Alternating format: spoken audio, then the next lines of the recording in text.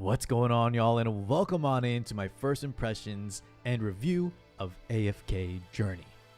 AFK Journey is an all-new RPG title crafted by the creators of the original AFK Arena, which, by the way, I have never tried. I've heard of, but since I never played it, we're jumping into AFK Journey with no expectations, just a blank canvas, and ready to kind of just check it out and see it as a standalone game, which it definitely is. So in this review, let's go ahead and cover my first impressions, my initial experience thus far in AFK Journey in this beta, the different type of mechanics, game modes, gameplay, hero collection, all that good stuff, including PvP. And I want to thank you guys so much for tuning in. Let's go ahead and start breaking it down. So in AFK Journey, we'll be stepping into the world of Asperia, a fantasy world full of magic. And the first thing that struck out to me was just how beautiful the game looked. It's set in a 3D art style world, and it just looks visually appealing. I was very surprised. Typically, I like to play more anime style games, but the more I progressed into this world, I really just felt it feel alive. And I'm going to touch more on that, on how the game really feels alive and how seamless and how such a good job I think they did at the UI, overall feel, and just atmosphere of Asperia, of AFK Journey. So jumping straight into the game, there's going to be some quick intro cutscenes, some tutorials, as well as a little bit of character customization, but they really just throw you into the open world part of the game, and it runs beautifully. There is a dedicated PC client, which is what I will be showing you guys here, but you can also play this game on mobile as well. Now, for anyone curious, the game can be played on both portrait and landscape mode, the latter which I definitely prefer. I really like my mobile games on landscape, and a lot of times if there's only a portrait only style version of the game, I enjoy it much less. Now, full transparency, there are segments of the game that are purely portrait. Even when playing in landscape, I've noticed that in some of the cutscenes as well as some of the gameplay sequences, but a majority of the game that I've experienced thus far is in that full widescreen glory.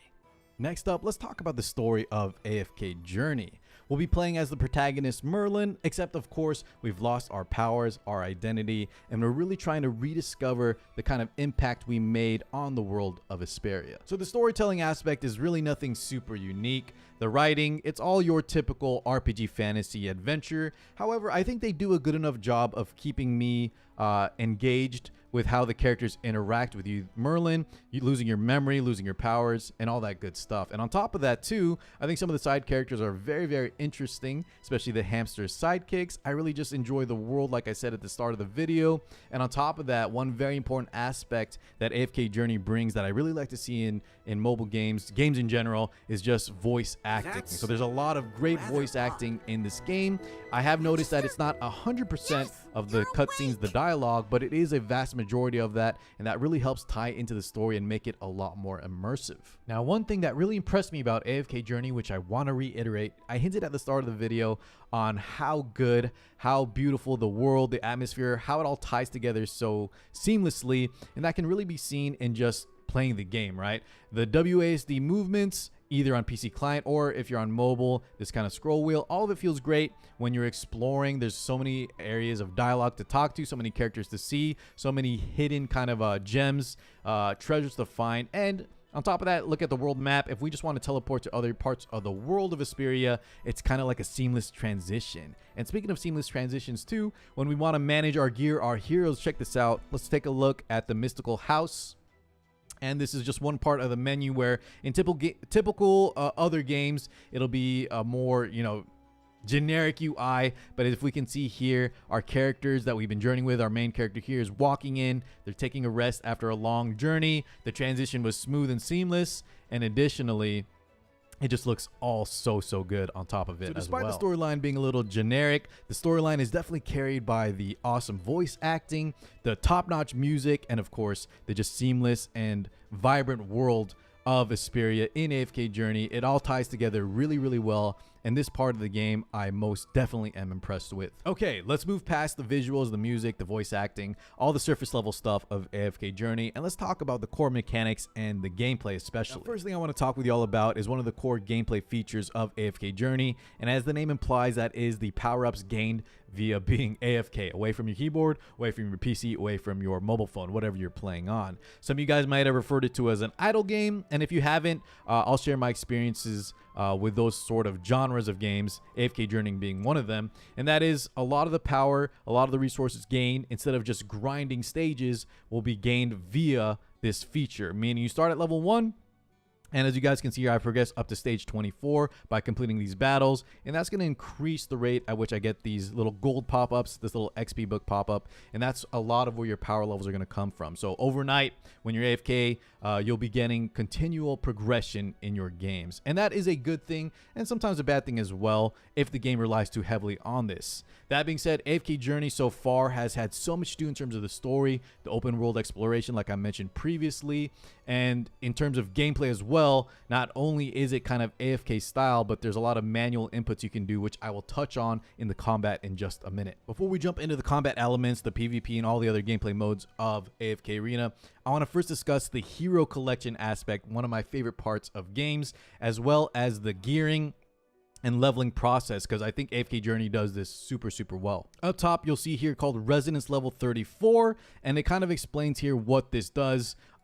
This is a feature I've seen in a lot of other AFK or idle style games, and essentially, to break it down simply, my entire roster here will be level 34, and that's because my top row here on the Hands of Resonance, my lowest level character is 34, and all the rest are a little bit higher at 35. If I were to level this girl right here to level 35, my entire roster here, as you can see, also is 35. And this is so good because that means all the cast of characters you summon, you collect, you recruit will also be available, and you can kind of swap them out at any time, and that's a big selling point of this game. There's a lot of different classes, elements, factions that you'll want to combine either for synergies, to break through certain gameplays, obstacles, and it's just really refreshing to be able to swap in and out heroes without having to level and kind of manage them individually. Now, speaking of managing things individually, this is the next part that I really liked and I haven't seen in other games. Maybe they did this in AFK Arena, but I never played it, but I really enjoyed this part of the gearing in AFK Journey, and that is when we take a look at the gear here, you'll see like a button that says like quick equip. I've already done this for all my classes, but essentially all your classes here, you can see the characters I own for support role. They all share the same gear. And so there's even less min-maxing, less micromanagement of gearing, of gear leveling. And gear that we find in the world will just get auto-equipped here for all our supports, for all our mages, all our warriors, etc. Now, I'm sure later on in the game, there might be more to do with gearing, like in terms of leveling, in terms of finding like higher tier equipment and things like that. But at least in the beginning, in terms of just getting through the gameplay, I thought this was awesome. It was very nice. I was able to swap in and out characters, all the same level, and really just try out a lot of different combos, where in other games, it'd feel too cumbersome. We'd be punished for leveling specific heroes, and I think this part was really well done. Next up, let's talk about one of my favorite parts of any game review, and that is the hero collection, the summoning, the gacha portion of AFK Journey. Now, visually, the summon animations of AFK Journey are stunning, but that's no surprise given how good the rest of the game looks. The actual rates themselves are pretty good from what I've seen thus far. The first epic hero you get, which is the highest tier quality character, will be gained pretty early. I think you get a guaranteed one within your first 10 summons, and then that'll kind of scale up, meaning the next epic hero, you'll have to do 20 summons to get a guaranteed hero. Of course, if you're lucky like I was in the beginning, you might summon 2 off the bat, and you won't hit that kind of pity sort of mechanic.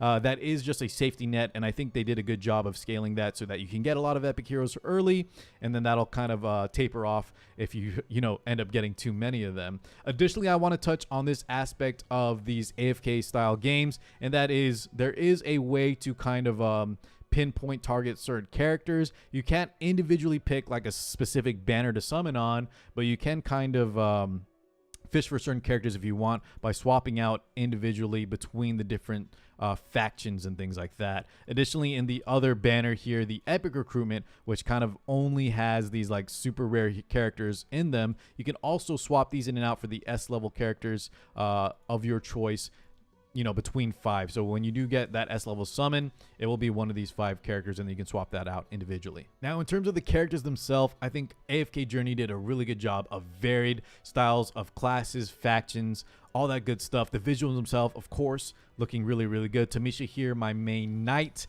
or tank, although she really was more of a damage dealer that I've noticed. She charges the back line, and instead I found that units like Antandra for me fulfilled that role of tank much better. You can kind of see their skills here. Their animations all look so dang good. She has a taunt, she has a shield up. She's better suited for protecting the party than Tamisha. But you can see how varied the characters look, how good they look. Smoking Mirky here is my main healer. He's a Mauler from the Mauler faction like Antandra. He's supporting the squad. He has a cute little, I think a meerkat on top. And then we have the Undead faction here. CCO, one of my top damage dealers. She gets to summon. I saw her ultimate skill is like summoning, where is it here? Mr. Carlisle. I don't know if they'll show it here, but you'll see it in my gameplay footage. A giant abomination to kind of destroy the back lines. You have assassin style characters like Igor, and then of course mages like Carolina, or one of my favorites here. You'll meet her in the story, Muriel. But overall, just a varied cast of really well done characters, visually exactly my kind of style that I like to see in games, and really gets me excited for summoning and trying to collect a lot more of the heroes inside of AFK Journey. Next, let's touch on the actual combat gameplay of AFK Journey. It's going to be set on a chessboard, and a lot of the gameplay will be automated with the exception of managing terrain, positioning, and things like your ultimates. Speaking of ultimates, one of the key selling points of the combat is the bullet time feature. If you want to manual your control over your characters, there will be kind of like a pause function where the time will slow down, and you'll really get to sort of impact the game with key timings of big skills, big ultimates, such as protecting your squad with shields, timing heals, timing stuns for bosses, and things like that. So between automated functions on sort of auto gameplay, which is a feature as well, there will be some manual gameplay that will be needed, or just if you guys want to push the limits on progressing through difficult stages, there's a good mix of both for whatever kind of player you are. Now, I personally like to set things to auto sometimes and watch my handpicked, my handcrafted team absolutely demolish enemies without any input from me myself. Additionally, there's a full auto battle feature which will take you through different stages and will continue on without any input as well until you end up hitting a stopping point. Now, there are areas of the game that I found that I really wanted to manually input, really utilize the terrain, the environmental features like explosives, like walls, like positioning, and additionally having to manual the actual skills that I could time better, like my shields, my interrupts, and things like that. So for those of you that want both aspects, it's definitely here, and I think both will be required if you really want to progress quickly. Last but not least, let's talk about the different battle modes that I've unlocked so far in AFK Journey. The first one being Dream Realm. There's kind of a world boss kind of mode, if you've seen that in other games, where we're going to fight different types of boss characters like the Skyclops here. It's going to recommend us different heroes. For this boss specifically, you want enough AoE damage because the boss will summon adds, and you're going to want sustained healing because the boss battle itself will last quite a bit. It's going to rank you compared to other players, and at the end of the ranking period, depending on your results, you'll get different sort of rewards. So just a kind of fun mode to test your limits, see how well you stack up against other players, and see if you can kind of beat your previous record in terms of damage dealt. I really like this kind of gameplay, and I'm glad to see it here. Next up, let's look at the arena, which is just a typical PvP mode that you'll see in a lot of other games. We'll set a defensive formation for when players attack us, as well as on offense, we get to choose our opponents based on their power level, and then we'll get to position and kind of set our units against theirs. This mode can be very competitive as well. I was getting my butt kicked until I handpicked certain opponents that I knew I could beat. But overall, pretty basic, pretty good, and especially for those of you that need PvP in your games, it is here. Speaking of PvP, one of the other modes I unlocked was called Honor Duel. They kind of describe it as a fair play mode, and I thought this was super interesting. Fair play to me sounds like draft mode, meaning it's not going to take your pre-existing characters, your heroes, their gear. It's going to be on a more even playing field where you're going to choose from a pre-selected set of characters, and their equipment I think is going to be standardized, at least from what I saw. And then additionally, as you progress through the stages, through the win streaking, you'll be able to purchase additional heroes and equipment depending on how well you do, I guess. And it seems like here our goal was to get 9 wins, or I guess it'll end when you experience 3 losses. From what I saw, I picked a random team here, and then I was able to buy more heroes and additionally equip them with different styles of artifacts and gear like that. This is a mode that I definitely think will give a lot of replayability. and is a nice, interesting spin on the PvP aspect, especially for people that maybe are more free to play or newer and still just want to experience a lot of PvP combat. Alrighty, y'all, I think we'll wrap things up here. I've only just scratched the surface of this game, but I would rate AFK Journey extremely high. It has all the standout features that I look for in games like this, from the combat to the PvP to the great looking characters, the absolutely stunning art world, the immersive story, not really the storyline, but the voice acting really carries that aspect. I think not just for me, but there's going to be something for everybody. So I encourage you guys to try this out using my links in the description below to start pre-registering right now. I will 100% be playing this when it comes out. And I want to thank AFK Journey for sponsoring me. I want to thank you guys, as always, for tuning in, and I'll catch you all in the next one. Peace out, guys.